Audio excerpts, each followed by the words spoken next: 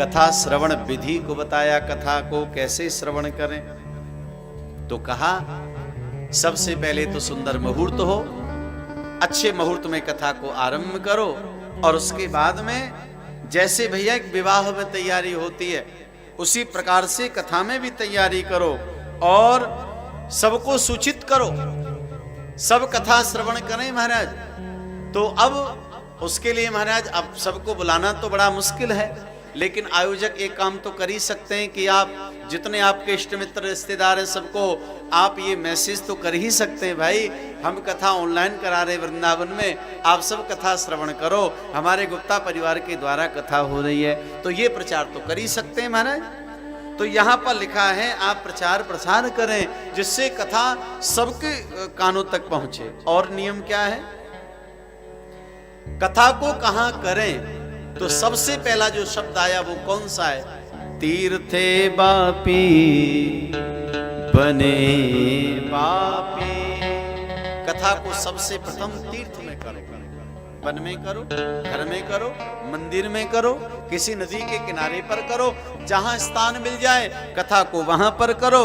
कथा दिव्य पुण्य प्रदान करने वाली होती है।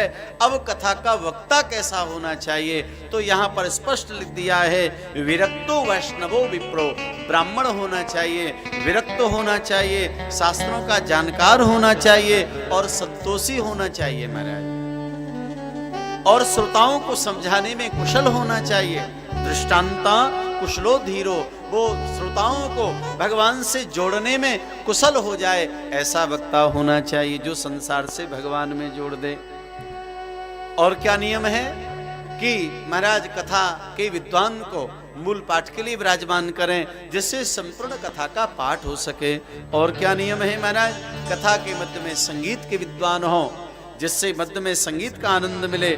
और क्या नियम है, कथा को आप फलाहार से सुन लीजिए, एक समय फलाहार लेके सुन लो, एक समय भोजन लेकर के सुन लो, दोनों समय भी भोजन ले सकते हैं, लेकिन आलस्य नहीं आए ऐसा भाव मन में होना चाहिए। इस प्रकार से वर्णन किया महाराज।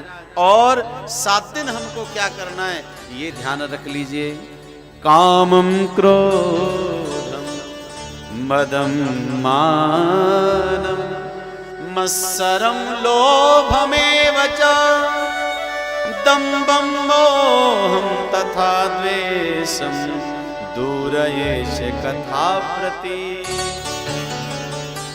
काम को त्याग दो, ब्रह्मचर्य का पालन करो, क्रोध को त्यागो माने गुस्सा ना करो, अहंकार को त्यागो, 7 दिन लोभ को त्यागो, दम्भ मोह अहंकार को त्यागो, इन सब को त्याग करके बड़े आनंद और श्रद्धा के साथ में कथा का श्रवण करें। इस भाव से महाराज यहाँ पर बताया। और कथा का फिर फल क्या मिलेगा, बोले भैया ये कल वृक्ष है, इसके नीचे बैठ कर के जो भी तुम कामना करोगे वह कामना तुम्हारी अवश्य ही पूरी हो जाएगी, इसमें संदेह नहीं है। यहाँ पर लिखा है कैसा भी कोई दरिद्र हो, यदि वो धनवान बनना चाहे तो भागवत का उपासक बन करके वो धनवान हो सकता है। इसलिए आपने देखा होगा जो निष्ठा से कथा करने वाले और निष्ठा से कथा कराने वाले कोई आपको गरीब नहीं मिलेंगे महाराज, बड़ा बढ़िया उनका गुजारा हो रहा है। और क्षयी रोगी, कैसा भी कोई रोग हो गया हो, अगर भैया कथा का आश्रय लेंगे रोग चला जाएगा। जिनका भाग्य साथ नहीं दे रहा है उनका भाग्य साथ देने लग जाएगा। मोक्ष की कामना वाले को मोक्ष मिलेगा, बल की कामना वाले को बल मिलेगा, भगवान की कामना वाले को भगवान मिलेंगे। जो जिस कामना से कथा श्रवण करेंगे उनकी वही कामना पूर्ण हो जाएगी। बोले भक्तवत्सल भगवान की जय हो। तो इतना आनंद महाराज, ये कथा का प्रभाव है। ज्ञान वैराग्य तो झूमने लगे, अनेक महात्मा लोग प्रकट हो गए, सब जय जयकार करने लगे, भागवत भगवान का जय घोष होने लगा। बोले भागवत भगवान की जय।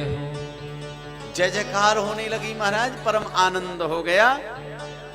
और भैया आनंद की बात तो ये है, लगातार जून से लेकर के अब तक ये कथाओं का क्रम जो है ये निज निवास घर में ही चल रहा था, लेकिन अब बड़ा दिव्य भाव आपका रहा और जिस स्थान पर ये कथा हो रही है, राजा तनेजा जो भरतपुर के हैं, राजस्थान की भूमि से बड़े भावुक हैं, तो उनका भी मन था कि महाराज जी आप जो कथा का क्रम आपका घर में रहता है आप इस स्थान पर करो।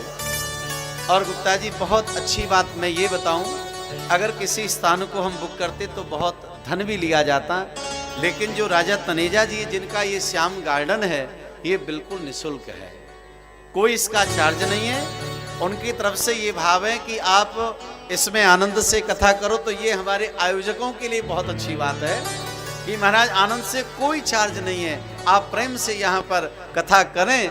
और कोई भक्त लोग आए तो उनके लिए आवास की व्यवस्था भी है, गाड़ी पार्किंग की व्यवस्था भी है और बढ़िया यहाँ पर व्यवस्थाएं चल रही हैं। तो अब कुछ दिनों से एक भाव हमारे मन में आया था, भाव ये था कि अब देखो ये कथाओं का क्रम तो चल रहा है और ये कथाओं का क्रम ठाकुर जी कृपा से चलता ही रहेगा। तो कोई हम जब नवीन कार्य आरंभ करते हैं, कोई मांगलिक कार्य आरंभ करते हैं, उस कार्यक्रम में किसी व्यक्ति विशेष का चयन किया जाता है। तो एक बहुत दिव्य कार्य हम दिनांक 10 दिसंबर से, उस दिन गुरुवार पड़ेगा और 10वीं तिथि है। तो क्योंकि वृंदावन में यहाँ पर न जाने किस वेश में, किस रूप में साधु महात्मा जाने किस किस रूप में यहाँ पर पधारते हैं, तो एक मन में संकल्प आया है कि ठाकुर जी कृपा से यहाँ पर एक अन्य दान करने का, कि यहाँ पर नित्य या जब जब ठाकुर जी कृपा करें तो नित्य यहाँ पर भगवान का भोग लगा करके, जो ठाकुर जी विराजमान हैं इनका भोग लगा करके यहाँ नित्य महाराज उस प्रसाद का वितरण किया जाए। और उस प्रसाद वितरण का प्रसारण भी हम कथा के बीच बीच में कराते रहेंगे। और उस प्रसाद वितरण की जो सबसे प्रथम सेवा जो रहेगी